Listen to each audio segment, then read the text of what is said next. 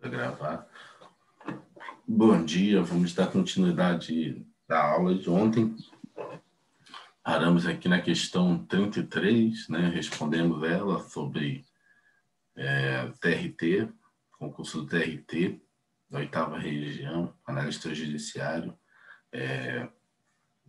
para a responsabilização penal da pessoa jurídica nos crimes contra o meio ambiente, é imprescindível a imputação concomitante da pessoa física que agiu em nome da empresa em seu benefício, porque a culpa e o dolo somente podem ser atribuídos à pessoa física. Isso é uma jurisprudência ultrapassada, né? Hoje já se aceita que você pode fazer a imputação penal somente da pessoa jurídica. Então, isso é errado, pois o STF e o STJ passaram a não mais exigir a dupla imputação no que tange a responsabilidade penal das pessoas. A jurisprudência era pacífica em considerar admissível a responsabilidade penal da pessoa jurídica, existindo para tanto que a pessoa física responsável também seja punida. Convencionou chamar de sistema paralelo de imputação, dupla imputação. O STF e o STJ, porém, passaram a adotar entendimento diverso, entenderam que o sistema da dupla imputação seria dispensável, portanto, a afirmativa está errada. Então, hoje, né, a pessoa jurídica ela pode ser penalizada independentemente da pessoa física que dirige, que é o presidente, que é o CEO. E hoje tem vários casos também, além da área ambiental, né, que a pessoa jurídica pode ser penalizada. Nós temos agora a Lei Geral de Proteção de Dados, LGPD. Nós temos, né, agora a questão aí da Lei Anticorrupção. Então, tem outras situações hoje que já tem capitulação específica. Vamos lá, questão 34. No Código Penal Brasileiro, adota-se em relação ao tempo do crime. A teoria, vamos lá, tempo do crime é luta, então, lugar, ubiquidade, tempo, atividade. Então, se é tempo, é teoria da atividade. E ele botou tempo do crime, teoria da ubiquidade. Então, o item está errado, entendeu? Essa daí é batida, né? Entendi.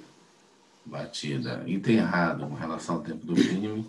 Código Penal adotou a teoria da atividade, ou seja, considera-se o praticado o delito no momento da conduta, ação ou omissão. Artigo 4º. Considera-se praticado o crime no momento da ação ou omissão, ainda que outro seja o momento do resultado. Vamos lá, CESP de novo, TRT. A lei penal brasileira aplica-se ao crime perpetrado em todos os navios de guerra de pavilhão pátrio, ou seja, navio da Marinha do Brasil, ainda que em mar territorial estrangeiro, dado o princípio da territorialidade. Errado, é extraterritorialidade, né? Mas aí ele considerou errado. Considerou certo, desculpa, não considerou errado. Porque, de certa forma, é território do Brasil, né? Mas aí o conceito seria Uma extensão. né, uma extensão territorial nacional. Extensão de Extensão. territorialidade seria o princípio da territorialidade estendida, né, por extensão. Poderia, né, alegar vamos dizer assim, um recurso aí de anulação, mas assim, Eu erraria dado por que isso. porque vamos dar uma olhada lá. Porque no caso, deixa eu botar aqui, navios. Navios. Não falou aqui navio de guerra, mas.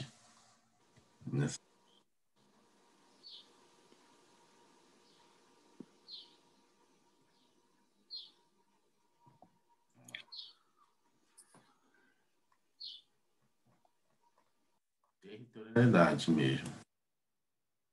Acho que a gente confundiu. Vamos lá.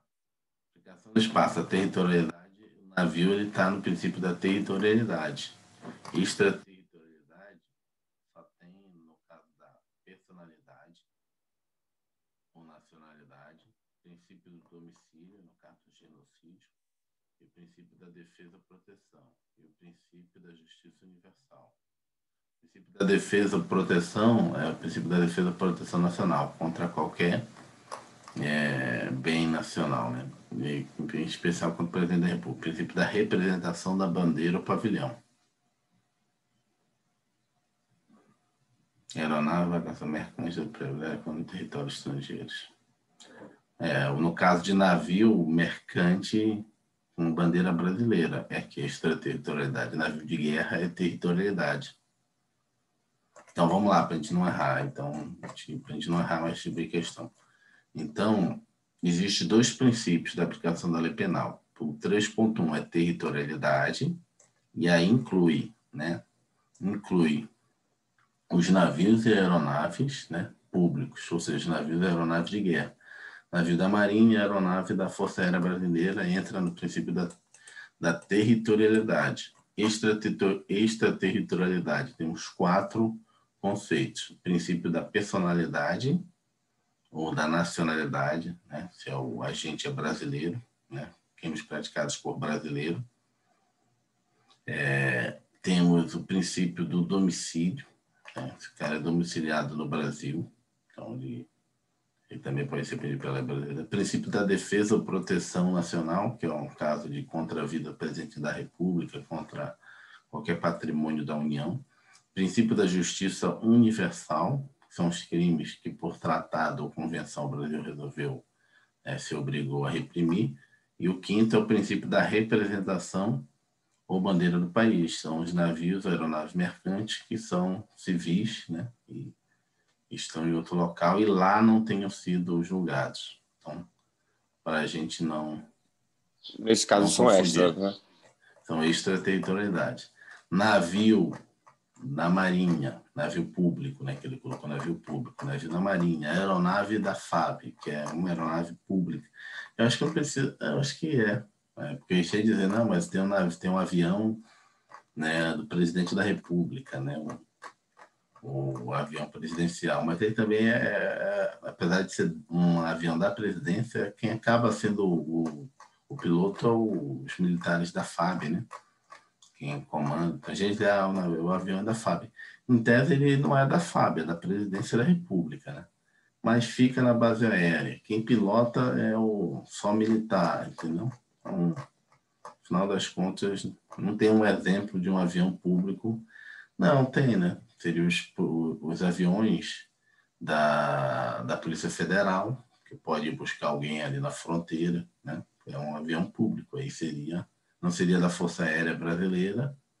Tem a Polícia Federal tem também embarcação lá no norte, quando era da Marinha, quando estava servindo, às vezes a gente estava fazendo lá, navegando lá, aparecia algumas embarcações da Polícia Militar, dos estados ali que são mais ribeirinhos, né? Por exemplo, a Polícia Militar do Pará tem embarcação, né? A Polícia Militar é meio difícil do Pará, né, sair na fronteira, mas Amazonas tem embarcação, a Polícia do Amazonas, o Estado do Amazonas, e ali é fácil, você pega o Rio Solimões, você já está lá na Bolívia, já está no Peru.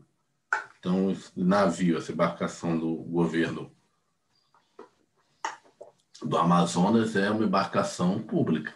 Se acontecer alguma coisa dentro dela, sei lá, está atracado lá em Letícia, na Colômbia, né? Fronteira ali com o Brasil. Se estiver do outro lado, acontecer ali, vai ser julgado pela lei brasileira, né? E, peraí, eu só não entendi uma coisa. Essa parte do avião da FAB, não, avião da FAB não, avião do presidente da República, ele entra como extraterritorialidade. Territorialidade. Porque lembrando, o territorialidade é navio ou aeronave com público. Aí eu falei para você que seria o navio da Marinha e o avião da FAB. Só que agora eu estou falando aqui, descrevendo que na verdade é muito restrito o navio da Marinha e avião da FAB, porque agora eu estou descrevendo aqui que existem navios, da Polícia Federal, né? Embarcações da Polícia Federal, da Polícia Estado, da Polícia Militar, na verdade assim.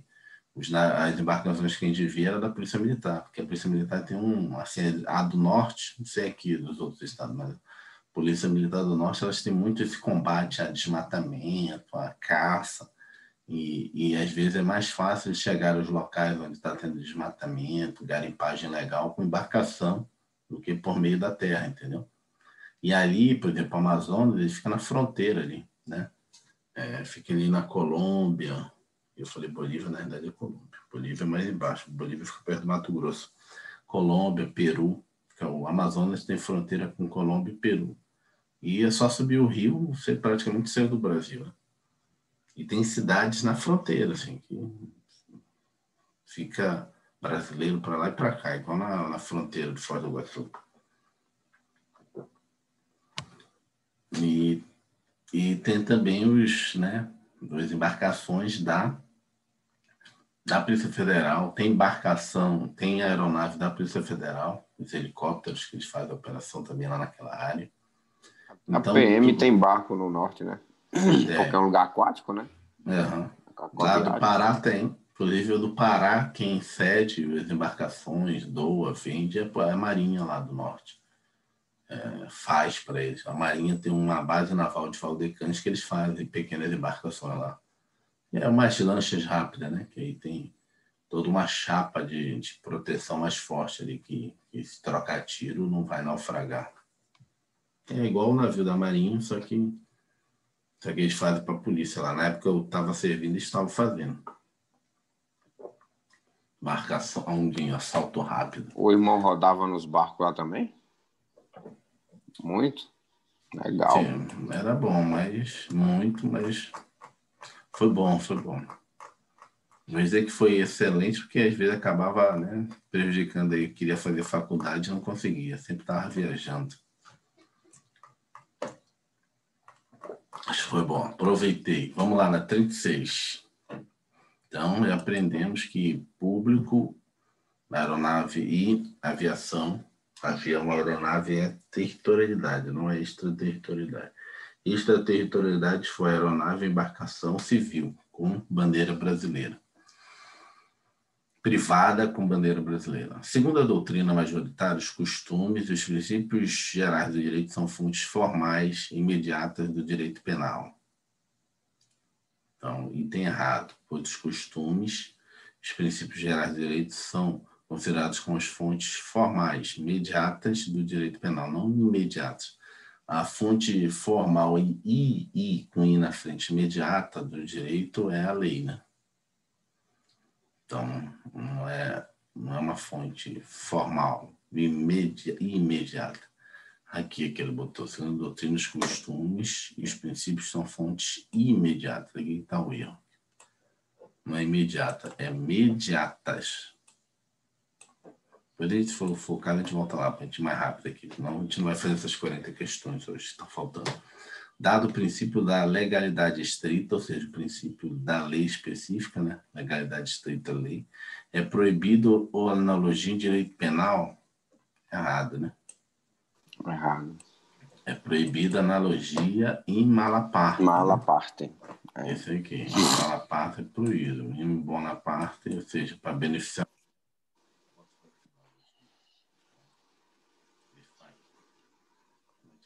Vamos lá. CESP, de novo, analista judiciário. Embora o princípio da legalidade proíba o juiz de criar figura típica, não por analogia ou interpretação extensiva, o julgador pode, para benefício do réu, combinar dispositivos de uma mesma lei para encontrar penas mais proporcional ao caso concreto. Isso aí não pode. Aí não é uma analogia, né? Ali está fazendo, na verdade, uma interpretação, né, diferente. Analogia é quando não existe. Eu estou fazendo uma analogia, né? Quando existe, eu não vou combinar, né? Porque já existe, implica aquilo que está ali, não vou ficar fazendo aí o que a pessoa está dizendo de fazer uma interpretação aí de combinação de dispositivos. Vamos ver qual é a resposta dele. Item errado, pois o STF e o STJ entendem não ser possível a combinação de leis, de forma que se extrai uma terceira lei, formada a partir da conjugação dos aspectos mais benéficos de cada lei penal. Deverá ser aplicada em cada caso a lei que seja, num aspecto global, mais benéfico ao urgente. Que é aquela questão que a gente conversou, né? Qual que eu aplico no caso de uma nova lei, se for o caso? Né? Ou aplico a menor multa e o menor tempo, ou o maior tempo a menor multa? Não dá, você tem que escolher qual a que o cara vai querer, né? Menor tempo de prisão e maior multa, ou maior multa e menor tempo de prisão, não sei, a combinação disso aí que ele tem que escolher. É impressão minha, ó. Aqui na pergunta, irmão. Vamos lá. Ó, embora o princípio da legalidade proíba o juiz de criar figura típica não prevista em lei, então, por analogia ou interpretação extensiva, o jogador pode, para benefício do réu, combinar dispositivo de uma mesma lei penal para encontrar pena. Então, assim, aqui está falando de pena, proporcional ao caso concreto. Já no comentário do professor aqui, ele colocou assim, e tem errado, né? Pois o STF e o STJ entendem não ser possível a combinação de leis penais de forma a se extrair uma terceira lei. Então, assim, lá na pergunta, de uma não foi extraída lei. uma terceira lei. Entendeu? Então, assim, eu erraria porque, assim, logo de início aqui na pergunta eu não entendi que ia criar uma terceira lei. Aqui já está dando o entendimento que sim, mas tudo bem. Forma participada da condição de aspecto mais né? Cada lei penal deverá ser aplicada em caso a lei que seja no aspecto global, mais benéfico ao agente. Assim, a explicação dele realmente foi para o lado de duas leis diferentes. Aqui está tentando dizer que é só uma lei, mas assim, você não pode combinar nem leis diferentes, nem dispositivos, porque senão você vai estar, né, de certa forma, burlando. Né, não posso pegar um dispositivo de um crime e trazer para esse crime só porque ele é mais, né, mais proporcional ao crime. Não sei o que ele quis dizer aqui. Mas se tem um dispositivo na lei, você tem que usar o dispositivo que está ali. Não dá para combinar. Né? Combinar dispositivo uma mesma lei penal para encontrar. Tanto é que tem a construção do crime, né? Se você tiver vários crimes, você vai responder, inclusive, pelo mais gravoso, né? Se você tiver uma lei penal, por exemplo, uma lei penal que trata especificamente de um conjunto de fatos típicos. O cara vai pegar da lei aquele mais gravoso, entendeu? Não vai pegar o menos gravoso, é o contrário na hora de interpretar. Seria tão injusto, né? O cara sair cometendo vários crimes que se fossem somados, que não pode, né? Mas se fossem somados, daria, sei lá, muito. E aplicar o mais brando não seria justo, não. 29. Auditor fiscal de controle interno de Santa Catarina. Esse cargo é bom, hein? Eu acho que não sei se vai ter agora nos últimos tempos, mas é um dos cargos aí que quando tem vários concurseiros vão fazer lá em Santa Catarina, aqui em Janela. Vamos lá.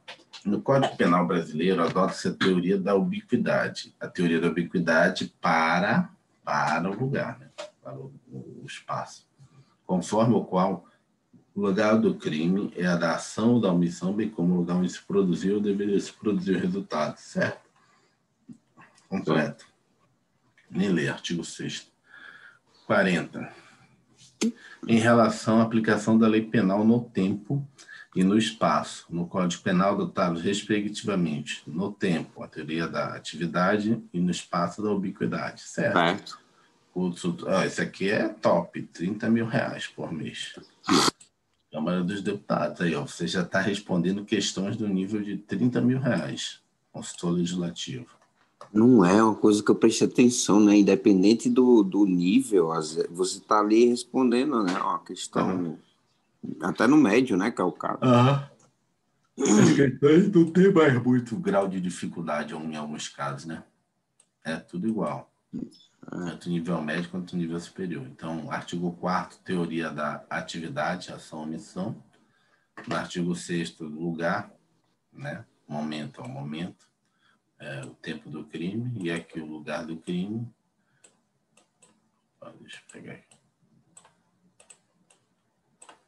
Lugar do crime com relação à omissão. O irmão baixou esse PDF pro seu Word e aí tá fazendo isso aí? É no Word? Não, é no próprio PDF. O próprio editor, leitor de PDF. Julga os itens subsecutivos acerca de crime e aplicação das leis. A hipótese de crime continuado permanente, 711, né? Quando vê assim, você já lembra da soma. Deve ser aplicada a lei penal mais grave se esta tiver entrado em vigor antes da cessação, da continuidade ou da permanência, certo? Analista. 711. A lei penal mais grave aplica-se ao crime continuado ou ao crime permanente se a sua vigência é anterior à cessação da continuidade da permanência. 42. A respeito dos princípios do direito penal e da aplicação da lei penal no espaço e no tempo, assinale a opção correta. Falou em momento, lugar, aplicação, já vem na mente assim, luta, que é atividade, que é tempo, atividade e ubiquidade no lugar. Né? Lugar, ubiquidade, ubiquidade, tempo, a atividade. O lugar do crime é a ubiquidade, o tempo do crime é a atividade. Então, vamos lá. A lei penal, depois de revogada, não pode continuar a revogar fato ocorrido durante a sua vigência ou retroagir para alcançar os que tenham ocorrido anteriormente à sua entrada em vigor. Está errado, né? A lei penal, depois de revogada, não pode continuar a regular os fatos ocorridos durante sua vigência. Ao contrário, os fatos ocorridos durante a vigência dela têm que ser julgados baseados na... Por isso que você tem que entender a teoria da atividade. Por isso que você estuda o tempo do crime, porque você vai aplicar a lei do momento do crime, ainda que ele seja revogado. E mesmo assim, independentemente do resultado, né? Se vai ser agora, se vai ser independentemente disso, né? Porque ainda tem a questão da retroagir, né? A lei, ela pode ficar... Tem aquele caso lá que a gente explicou. Você tem a lei A, que é 10 anos de cadeia, né? E aí você começou a fazer o ato ali, consumou o ato ali. Vem a lei B, depois da lei A, a lei B, que reduz de 10 para 8 anos, ou seja, ela já retroage para o tempo do fato A. Aí vem a lei C, que revoga e que era 10, que foi para 8, agora foi para 12. Só que eu vou aplicar a lei revogada posterior a esse ato, porque ela retroagiu para o ato A, ainda que tenha uma lei C, entendeu? Entendi. Interpretação. Então, é porque sempre vai beneficiá-la, não é beneficiar. Não é ainda que esteja, né? Ou seja, uma lei benéfica, ainda que revogada, ela ainda retroage um pouquinho, entendeu? Continua regendo o fato antes dela e para trás dela, mesmo ela estando revogada. Entendeu? Se o fato foi anterior a ela, né? Então, enterrado. 43. A respeito dos princípios do direito penal e da aplicação da lei penal no espaço e no tempo. Ó, toda hora espaço e tempo, espaço e tempo. Na opção correta. No Código Penal, adotar a teoria da ubiquidade, segundo o qual ubiquidade, o tanto momento, falou ubiquidade, tem que falar lugar. Falou momento, já era. Segundo o qual atividade. Momento, aí momento seria atividade, está errado. Certo? Nossa, Vê que isso aí é reiterado. Isso aqui é para juiz. Mas esse aqui é juiz leigo. Eu acho que é mais quase é tipo um conciliador, eu acho. Não me lembro direito, mas é isso. O juiz leigo é um conciliador. Na realidade chama de juiz leigo, mas é um conciliador. É naquelas audiências preliminar, juizado especial, que você vai lá no Código Civil agora, o Código de Processo Civil também tem a audiência preliminar de conciliação. Prévia de conciliação que eu chamo.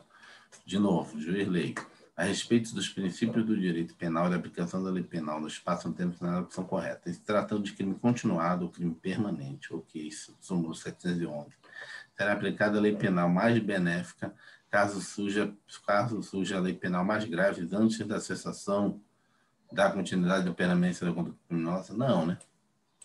Aí você vai de contrariar a súmula 711. Tu vai aplicar a lei mais gravosa se antes do término da continuidade da permanência surgir lei mais gravosa. Não vai a mais benéfica, é um caso diferente. A lei mais grave aplica-se ao crime continuado ou ao crime permanente se a sua vigência anterior à cessação da continuidade. Então está errado. 45. Túlio sequestrou Caio com o intuito de obter vantagem pecuniária por meio da existência de resgate, ou seja, é um crime permanente. Durante o período em que a vítima permaneceu presa no cativeiro, entrou em vigor uma nova lei penal que agravou a pena referente ao crime de extorsão, mediante sequestro. Alguns meses depois, a vítima foi solta em virtude do pagamento de resgate. Com base na situação hipotética, na jurisprudência firmada pelos tribunais superiores, assinar a opção correta. Vamos lá. Então, ele sequestrou o cara, ficou com o cara, entrou uma lei nova, mais gravosa, ou seja, vai aplicar o caso dele, e aí depois de meses já estava valendo a lei. Lei mais gravosa, ele soltou o cara. Agora está perguntando como é que vai funcionar para punir agora Túlio. Se Túlio for condenado por extorsão mediante sequestro, deve ser aplicada a lei penal mais gravosa? Certo. Princípio letra A está certo. Vamos analisar os outros. Se Túlio for condenado por extorsão mediante sequestro, não deve se aplicar a nova lei penal? Errado. Porque ele não tinha cessado, né? Em razão do princípio Quando da cessou. e retroatividade da lei mais gravosa? Não, está errado. Em retroatividade já iria ser mais benéfica, então já é outro erro, né?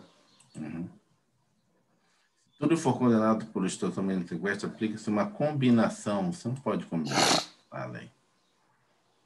Proibido. Tem que escolher a mais benéfica.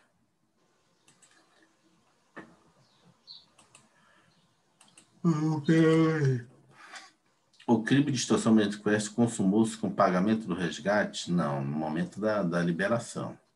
Consuma-se no momento que cessa a continuidade. Se a pessoa pagou e você não entregou a pessoa, você continua cometendo crime, né? Não vai ir. Né?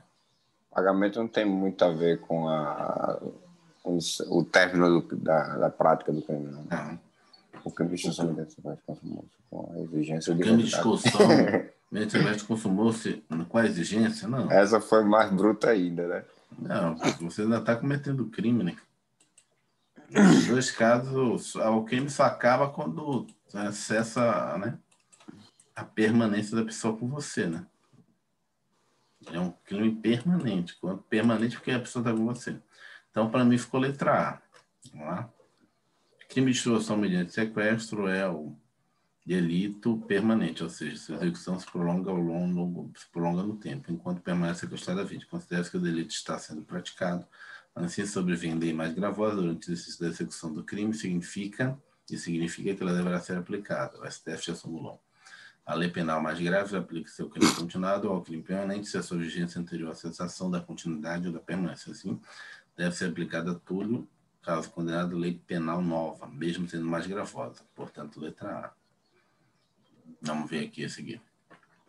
Sob a vigência da lei X, Lauro cometeu um crime. Em seguida, passou a vigiar a lei Y. Vamos lá, continuidade de leis no tempo, né? Que, além de ser mais gravosa, revogou a lei X. Ok. Depois de tais fatos, Lauro foi levado a julgamento pelo cometimento do estado de delito. Nessa situação, o magistrado terá, né, de se fundamentar no Instituto da Retroatividade e Benefício do Réu, para aplicar a lei X, por se tratar de menos gravosa que a lei Y. Eu acho que tem um errozinho aqui, a gente da Polícia Federal 2014. Acho que não é uma retroatividade, é o momento que ele cometeu o crime, porque sob a vigência da lei X, cometeu o delito. Em seguida, a lei Y, além de ser mais gravosa, revogou a lei X. Depois de tais fatos, Lauro foi levado ao julgamento da situação, mas terá que fundamentar o estudo da retroatividade. Não é retroatividade, mas, assim, tá certo. Só tô achando estranho esse termo aqui. Na verdade, a lei... Por que não é retroatividade?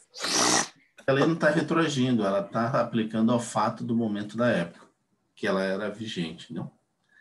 Retroatividade é que uma lei surgiu e ela vai voltar, retroagir, para aplicar fatos antes dela. Entendi. Ela já estava vigente, foi revogada. Essa lei aqui ela não está retroagindo, ela está se aplicando ao momento dos fatos. Entendeu? Então, a lei ela se aplica ao momento dos fatos, mas pode retroagir. Vamos ver. Estou achando estranho isso. Vamos ver o comentário. E tem errado isso, porque a lei X será aplicada naturalmente pelo princípio da ultraatividade, já que o crime foi praticado durante a vigência dele, embora revogado na região fato. Portanto, se trata de retroatividade. Entendeu? Tem que ter cuidado dessas pegadinhas. Tem que estar falando certinho, Ou seja, ele está dizendo certinho, vai se aplicar a lei, não tem dúvida, mas o conceito do porquê está se aplicando a lei está errado. A retroatividade é se tivesse vindo uma lei posterior ao fato típico. Entendi. A lei não foi posterior ao fato típico, foi no momento do fato típico que ela já existia. Então não tem uma retroatividade. Vamos lá para o TRE de Goiás, na Justiça Judiciária, um cargo bom, Goiás, cidade boa. Tem até colegas aí que saíram da Marinha para trabalhar aí, nas concursos mais antigos. 2015. No que concerne a lei penal no tempo, atividade. Tentativa, crimes homicídios, arrependimento posterior e crime possível, julgo ilícito. A revogação expressa de um tipo penal incriminador conduz ao abolício crimes, ainda que seus elementos passem a integrar outro tipo penal criado pela norma revogadora. Não, né? Porque se ele passou para um outro tipo penal, ele foi, na realidade, absorvido. Então, não teve um abolício crime. Abolício crime é quando você revoga, extingue o crime, descriminaliza a conduta, aboliu o crime. No caso, a conduta continua sendo crime, só que está em outro tipo penal. O caso recente aí foi do ato libidinoso, passou a ser estupro, né? Foi absorvido, não deixou de ser. Não teve abolício crimes. Foi integrado, né, ao estupro, né? Inclusive com uma pena mais grave, né? Inclusive com uma pena mais grave agora, né? O ato libidinoso. Vamos ver. E tem errado. Pois neste caso teremos a doutrina chamada de continuidade típico normativo, e não abolício crimes, que pressupõe a expurgação da conduta incriminada do rol das condutas e considerada como crime pela legislação. Eu tenho uma pergunta aqui para não esquecer, que eu lembrei agora. O irmão, quando vai fazer prova da CESP, sempre o irmão vai com aquela questão de procurar as erradas? Sim. E sempre faz isso? Sim, é porque a CESP ela não fala a forma de fazer a prova. Ela fala, tente fazer a prova desse formato. Não. Ele analisa os itens, analisa as questões. Só que a grande sacada é você fazer a prova com esse mindset. Qual é esse mindset? Vou procurar o erro. Se eu não encontrar, há uma grande probabilidade disso estar certo. Tem gente que fica assim, tá certo, tá errado, tá certo, tá errado, tá certo, tá errado. E aí você fica nessa variação aí, e eu acho que na questão de procurar o erro fica mais fácil. Porque na hora que você procura o erro, fala, estou buscando encontrar um erro para isso aqui. Se eu não encontrar, para mim está certo. Né? Porque se você pegar, de novo, se você pegar provas anteriores suas da CESP, você vai ver aquilo que você analisou de cara, deu a primeira passada e já disse isso aqui está certo, e aí depois não avaliou de novo, o que é que vai ocorrer? Uma grande probabilidade de lá no gabarito final você ver, cara, aquilo que eu achei que estava certo, uma pegadinha e não vi. Entendeu? O erro de fazer prova, de ficar falando tá certo, tá errado. Primeira passada, todos os possíveis erros. Encontrou um erro, é muito difícil você encontrar um erro numa questão da CESP e depois esse erro se tornar verdade, porque você, tipo assim, identificou alguma coisa que está errada, alguma coisa ali. Então, tipo assim, é mais fácil no gabarito final uma coisa certa se tornar errada, porque você não viu uma pegadinha, do que uma coisa errada, que você jogou errada, se tornar certa. Mas por que se tornou certo? Isso aqui provavelmente estava errado. Pode ocorrer, mas é muito menor a quantidade de questões. Pode ter sido uma exceção que você pensou, não, isso aqui não pode ser exceção. E aí foi a exceção da exceção, e aí ocorre isso, a exclusividade é muito difícil, mas pode ocorrer. Então era uma exclusividade que você achou, independentemente não era isso. Aí você marcou lá porque achava que independentemente, exclusivamente, não poderia ser o caso daquela situação, mas foi o caso porque às vezes existem exceções exclusivas das exclusivas. Aí pode ocorrer isso. Mas diferente das questões que você sai marcando, essa aqui está certo. E aí você não analisa mais aquilo? Não. Aí eu faço dessa forma. Primeira passada de tudo que está errado, aquilo que está crasso lá, tipo, na cara que está errado, já dou um riscão assim, eu faço 2 riscões assim, grandão, que eu nem leio mais. Marco assim uma bola onde é que está o erro. Faço 2 riscos assim, passo uma bola onde está o erro, e aquilo ali eu não vou ler mais. Porque eu falei, cara, isso aqui está errado de cara. Não tem mais por que eu analisar. Passei, fui até o final, faço a redação, né? Estrutura da redação. Então, na verdade, eu leio a redação logo no começo, né? Até o tema da dissertação. Que às vezes o tema da dissertação está em alguma questão objetiva que você vai ver, entendeu? E aí, se você encontrar alguma coisa que vai te dar insights para fazer a redação, vai no rascunho da redação e deixa lá na estrutura, ó, falar sobre isso, questão número tal. Que às vezes já ocorreu isso, de partes da redação estar em alguma questão, entendeu? Sim. Conceitos que você vai botar na redação está em alguma questão lá na frente, né? Não no sentido assim, que é o conceito, às vezes está no sentido errado, tá? O cara está botando o conceito errado, mas você vai aproveitar, né, refazer o texto no sentido normativo correto e botar na redação. Então, por isso que eu Redação por último, leio a no começo, redação, irmão. né? Eu leio a redação no começo, né? O tema, a proposta de redação, né? Às vezes tem provas que eu faço que é 3 questões e uma redação, leio tudo rápido e vou para a prova objetiva, às vezes. Quando é junto, às vezes é separado. Já fiz concurso que a discursiva é separado. Já fiz concurso que a discursiva é junto. Aí depende do concurso.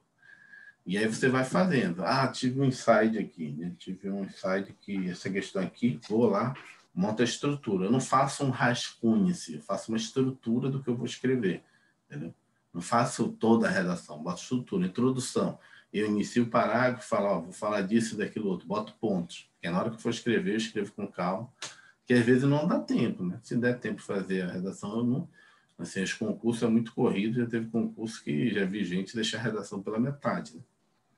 Então, melhor fazer, tentar fazer, né, aprender a fazer direto a redação. Eu faço estrutura, né, pontos.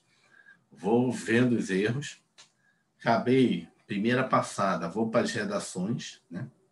Vou para as redações, porque se tudo der errado, se eu me perder no tempo ali, o que eu fiz? Eu já sei mais ou menos aquilo que está errado, né? Bem crasso errado. Já fiz as minhas redações ou questões discursivas, ou meu parecer. E aí, se eu não der tempo de rever as questões, né, eu marco tudo certo, porque eu não vi erro, aquilo ali que eu não encontrei. Se aí acabei a redação, acabei as questões discursivas, acabei ali meu parecer, eu volto. Aquilo que eu marquei X, eu não vou ler mais, já tenho uma economia de tempo ali de 20% da prova, às vezes, 25%, porque tem cravo ali, se você estudou bem, já matou. E eu vou naquelas que eu não encontrei erro. E aí sempre corre lá de ver, caraca, tá aqui, ó, ia deixar passar a pegadinha. Ah, eu marquei, papo, marquei, entendeu? E é assim que eu faço. O irmão também faz, por exemplo, ali, erradas. O irmão marca algum lugar assim, uma errada, já encontrei 2, 3, 4, 10. Ou faz no Não, final. aí eu faço no final, depois eu vou lá e conto, né? Quantas estavam erradas. Então, quando eu Entendi. encontrei, só para ter uma base ali, para ver se eu não estou exagerando, mas lembrando assim que essa estatística não é muito certa de ser 50%, né? Pode estar mais erradas, menos erradas. Não é muito certo, Margem de não. erro sempre tem, né? No Aham, máximo 5, né? Pelo que eu vi, no aham. máximo 5. É. Mas, assim, quando eu vou Entendi, ler a valeu. questão, eu analiso a questão por ela mesma. Por que eu não faço essa contagem? Porque senão eu posso me sentir que existe um conceito meta-decisão, que é o seguinte, você tomar a decisão influenciada pelo um dado que você já tem anteriormente. Então, se você ficar contando, você pode querer achar, não, já tem muito certo, já tem muito errado. Não, nessa questão de direito, nessa parte aqui da prova, na CESP, tem uma parte da prova. Não define assim, a partir de agora é direito constitucional. Não, ela tem uma parte da prova que você percebe que já é direito constitucional. Se você ficar contabilizando isso, você vai dizer, será que todas de direito constitucional vão estar erradas os enunciados? Eu não me preocupo com isso. Eu analiso o item pelo item, entendeu? Se isso está errado. Porque se Entendi. você fizer essa contagem durante a prova, você vai ficar tendencioso a achar, cara, já tem muito errado aqui. Eu acho que a CESP não iria fazer 70% das questões erradas, né? Que é isso, senão a pessoa poderia chutar e eventualmente conseguir alguma classificação mínima, não sei. Lógico que é normal ela querer fazer basicamente metade, metade para evitar o chute, né? Para você não ficar chutando na prova, chutando no mesmo item para ser aprovado. Então, tem a minha estrutura de fazer prova. De repente, numa outra aula, eu falo a minha forma de fazer prova A, B, C, D e E, que aí é diferente, né? Aí, Tá, aí eu já levo em consideração, né, as quantidades realmente de letra A, letra B, essas coisas. Agora, na CESP, você tem que tentar fazer a questão pela questão, porque aí você tem... Se você botar uma outra, como é que chama? É chamado de teoria da decisão. Se você botar uma outra variável, você há uma probabilidade de você pensar ou diluir mais a decisão. Se você não está mais tomando a decisão 50% para cada, você está tomando decisão baseada numa informação que já tem questões erradas, ou tem poucas questões erradas. Na hora que tu leva essa decisão para o cérebro, há uma tendência de você achar que aquilo está errado, só porque você contabilizou que tem poucas erradas ainda que você encontrou, entendeu? Entendi. A CESP sempre você faz essa...